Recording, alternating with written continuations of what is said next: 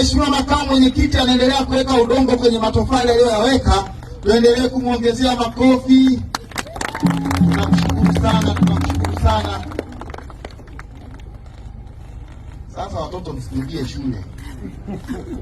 Msirudie shule. Shule yenu hii imepata hadhi ya kuwekewa udongo na makamu mwenyekiti. Hii ni heshima hali ya juu mno. Na watumishi tuwaombe lisimamie hili jengo kwa uadilifu mkubwa sana, kwa sababu jengo ambao amekuja makamu mwenyekiti na macho yatakuwa mengi, tutakuwa tunachungulia sana.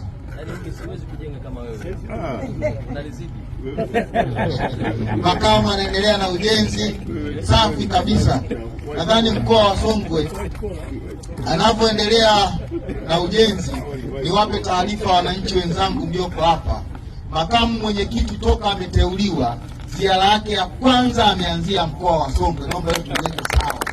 Hii ni heshima kubwa sana wananchi wa mkoa wa Songwe tumepata. Yaani ziara yake ya kwanza ni mkoa gani? Songwe.